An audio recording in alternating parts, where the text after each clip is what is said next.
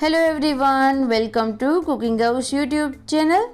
તો આજે હું તમારી જોડે શેર કરીશ પોહામાંથી બનતો એકદમ ટેસ્ટી અને હેલ્ધી નવો નાસ્તો।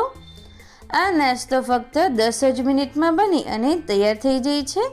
તો આ વિડીયો જોઈ અને તમે પણ ઘરે જરૂરથી ટ્રાય કરજો। આવી જ નવી રેસીપીઓ સૌથી પહેલાં જોવા માટે આ વિડીયોની નીચે આપેલા રેડ બટન ઉપર ક્લિક કરી ચેનલને સબસ્ક્રાઈબ કરી દો અને બાજુમાં આપેલો બેલ બટન પ્રેસ કરી દો, જે કરવું બિલકુલ ફ્રીમાં છે। તો ચાલો હવે આપણે પોહામાંથી બનતો એકદમ ટેસ્ટી અને હેલ્ધી નવો નાસ્તો બનાવવાની શરૂઆત કરીએ।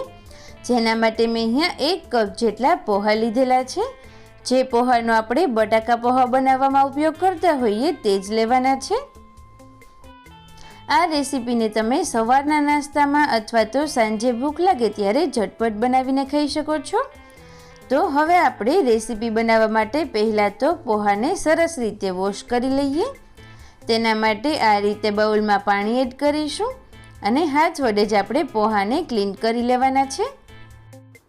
અને ત્યારબાદ હવે તેમાં પાણી એડ કરી અને પોહા એકદમ સરસ એવા સોફ્ટ થઈ જાય ત્યાં સુધી આપણે તેને પલળવા દઈશું। તો તમે જોઈ શકો છો પોહા સરસ રીતે પલળી ગયા છે। તો આ રીતેનું એક બાઉલ લઈ અને તેના ઉપર મોટી ગરણી રાખીશું, જેમાં આપણે પોહામાંથી રહેલું બધું જ પાણી આ રીતે અલગ કરી લેવાનું છે। તો તમે જોઈ શકો છો પોહાને મેં આ રીતેના એક બાઉલમાં કાઢી લીધા છે। એક વાતનું ખાસ ધ્યાન રાખવું કે પોહામાં પાણીનો ભાગ બિલકુલ ના રહે, નહીંતર આપણે જે રેસીપી બનાવીએ છીએ તે પ્રોપર શેપમાં નહીં આવે। ત્યારબાદ હવે તેમાં 3 મોટી ચમચી એટલે કે 1/4 કપ જેટલો આપણે રવો એડ કરીશું। ત્યારબાદ હવે તેમાં એડ કરીશું 1 નંગ જેટલી નાની કટ કરેલી ડુંગળી। સેમ એટલા જ આપણે નાના કટ કરેલા મરચાં એડ કરીશું અને એટલી જ આપણે નાની કટ કરેલી કોથમરી એડ કરી દઈએ। આ સમયે જો તમારે બીજા કોઈ પણ વેજીટેબલ્સ એડ કરવા હોય તે બધા કરી શકો છો। તો હવે આપણે તેમાં મસાલાઓ એડ કરીએ। 1 ચમચી જેટલી ખાંડ અને તેના ઉપર આપણે અડધું લીંબુ નીચોવી દઈશું। આ રેસીપીનો ટેસ્ટ ખાટો મીઠો ખૂબ જ સરસ લાગે છે। ત્યારબાદ અડધી ચમચી જેટલું નમક, 1 ચમચી જેટલું લાલ મરચું પાવડર, અડધી ચમચી જેટલી હળદર, અડધી ચમચી જેટલો ધાણા જીરું પાવડર અને અડધી ચમચી જેટલો આપણે ગરમ મસાલો એડ કરીશું। ત્યારબાદ 1 ચમચી જેટલું તેલ એડ કરીએ અને ત્યારબાદ હવે બધી જ સામગ્રીઓને હાથ વડે મિક્સ કરી અને એકદમ સરસ એવો ડો તૈયાર કરવાનો છે।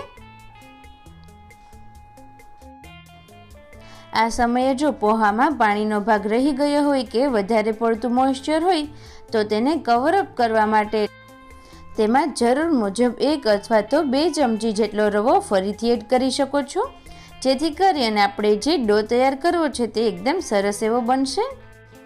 તો હવે તમે જોઈ શકો છો એકદમ સરસ એવો પરફેક્ટ ડો બની અને તૈયાર થઈ ગયો છે। ત્યારબાદ હાથમાં આ રીતે થોડું તેલ લગાવી લઈશું અને તૈયાર કરેલા ડોમાંથી આ રીતે ચમચીની મદદથી એક મોટી ચમચી જેટલું મિક્સર છે તે હાથમાં લઈ અને તેને રાઉન્ડ શેપ આપીશું। અને પ્રોપર રાઉન્ડ શેપ આવી જાય ત્યારબાદ હાથેથી ઉપરથી થોડું પ્રેસ કરીશું અને આ રીતે આંગળીની મદદથી તેમાં વચ્ચે હોલ કરી લેવાનો છે। મેં અહીંયા તેને મેંદુવડા જેવો શેપ આપ્યો છે। તમારે સ્ક્વેર, રાઉન્ડ, રેક્ટેંગલ જેવો પણ શેપ આપવો હોય તે કોઈ પણ આપી શકો છો। અને જો તમારી પાસે કટલેસનું મોલ્ડ હોય તો તમે હાર્ડ શેપ પણ આપી શકો છો। તો આ રીતે એકદમ સરસ એવો નાસ્તો બની અને તૈયાર થઈ જાય છે। હવે સેમ આ જ રીતે આપણે બધા જ જે મિક્સર તૈયાર કર્યું છે તેને મેંદુવડાનો શેપ આપી અને તૈયાર કરી લઈએ। મેં અહીંયા તેને મીડિયમ સાઇઝના વાળ્યા છે। જો તમારે થોડા નાના અથવા તો મોટા કરવા હોય તો એ રીતે પણ કરી શકો છો। તો તમે જોઈ શકો છો એકદમ સરસ એવો નાસ્તો તૈયાર થઈ ગયો છે અને અહીંયા આપણું તેલ પણ એકદમ સરસ રીતે તૈયાર થઈ ગયું છે। તો આ રીતે આપણે તેને તેલમાં એડ કરી અને સરસ રીતે ગેસની સ્લો ફ્લેમ પર ફ્રાય કરીશું। પોહામાંથી સેમ એક સરખા બટાકા પોહા બનાવીને તો આપણે ખાતા જોઈએ છીએ, પરંતુ જો તમે પોહાનો આ રીતેનો નાસ્તો બનાવશો તો ઘરમાં બધાને ભાવશે। તો હવે તેને ગેસની મીડિયમ ફ્લેમ પર આપણે 1 થી 2 મિનિટ માટે પહેલાં તો ફ્રાય થવા દઈશું। અને નીચેની તરફ સરસ રીતે કૂક થઈ જાય ત્યારબાદ આ રીતે ચમચીની મદદથી જ આપણે તેની સાઈડ ચેન્જ કરીશું. તો તમે જોઈ શકો છો નીચેની તરફ એકદમ સરસ એવા તે ફ્રાય થઈ ગયા છે અને તેનો કલર પણ ચેન્જ થવા લાગ્યો છે. તો આ રીતે તેની સાઈડ ચેન્જ કરી દઈએ. તો હવે બંને તરફ આપણો નાસ્તો એકદમ સરસ રીતે ફ્રાય થઈ અને તૈયાર થઈ ગયો છે. તમે જોઈ શકો છો બહારનું લેયર ક્રિસ્પી પણ થઈ ગયું છે અને એકદમ સરસ એવો લાઇટ બ્રાઉન કલર પણ આવી ગયો છે. તો આ રીતે હવે બધું જ તેલ સરસ રીતે નિતારી અને આપણે તેને પ્લેટમાં કાઢી લઈશું.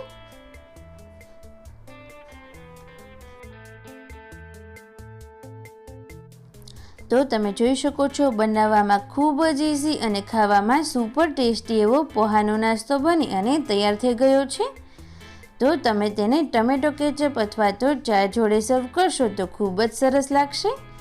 તો આ નાસ્તો તમે ઘરે જરૂરથી ટ્રાય કરજો. નાનાથી લઈ અને મોટા સુધી બધાને ભાવશે. અને તમને મારી આ રેસીપી સારી લાગી હોય તો પ્લીઝ આ વિડીયોને લાઈક કરજો, શેર કરજો અને ચેનલ ઉપર નવા હોય તો જલ્દીથી તેને સબસ્ક્રાઈબ